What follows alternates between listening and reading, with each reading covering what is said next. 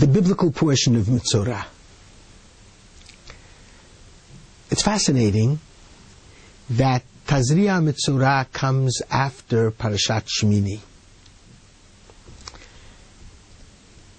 And usually, Metzora is identified with leprosy, which is a horrific disease.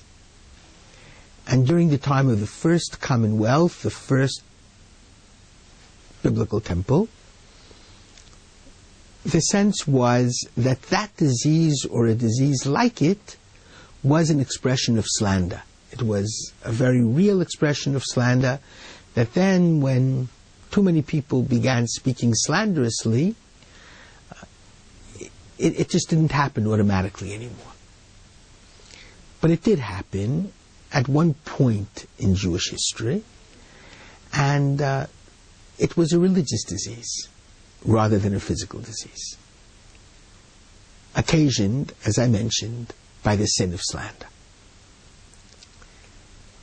It's fascinating that it follows Parashat Shmini. Usually Tazria and Metzora are connected together, and they follow the portion of Shmini which concludes with forbidden foodstuffs, the laws of kashrut, and the food we may not eat. And Rav Yisrael Salanter marvelously used to say, what's the connection between forbidden foodstuffs and the disease engendered by slander? In order to teach us that what comes out of our mouth is much more crucial than what we put into our mouth.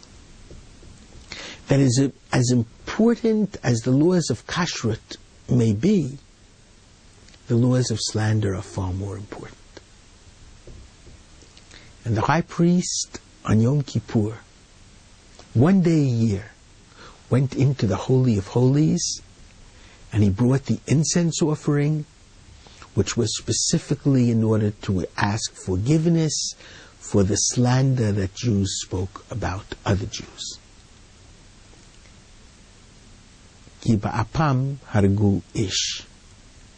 With a raise of the nose, with a twist of the head, with a kind of negative expression in one's eyes and hands, one can destroy people. And therefore slander is considered a number one evil. I want to tell you a beautiful story about the Chafetz Chaim, who was sitting on a train. And very often the Gedolei Torah, the really great Torah luminaries, who were accorded a great deal of respect and honor, and therefore who never really got an opportunity to see what people were really like, because everyone acted special in their presence. These great luminaries would occasionally get dressed in peasant clothing, travel incognito for a few days, in order to try to be in touch with a common Jew. The great Rabbi Yisrael Meir Kagan, the author of the Mishnah Brura, which is a book against slander. The Mishnah Brura is a book of halacha, but he also wrote a book against slander.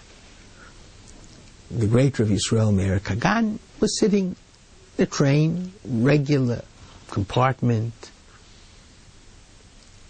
learning quietly. There was a gentleman sitting next to him. The gentleman turned to him and said, I'm studying a wonderful book, he said. I'm studying the book against speaking slander. And the Chafetz Chaim, Rabbi Yisrael Meir Kagan, responded, that's a very good thing to do. You know, said his seat partner, the author of that book is the greatest luminary of our generation.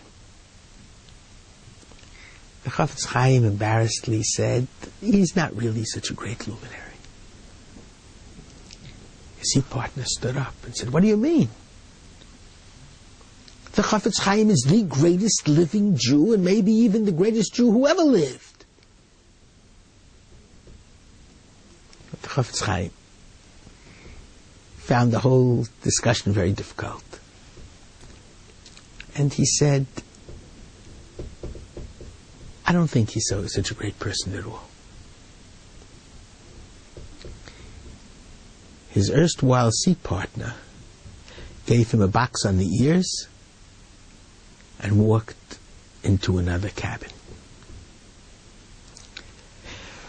When the train came to its destination, there was a whole delegation to greet the Chafetz Chaim. They knew he was in that particular train. His erstwhile seat partner realized what he had done. And he came before the Chafetz Chaim and he abjectly kissed his hand, was truly weeping.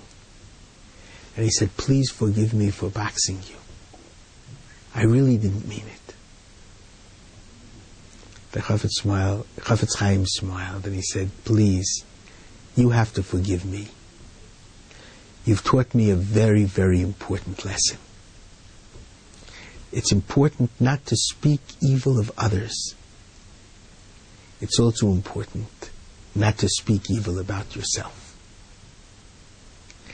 So that slander can even include one's own self as well.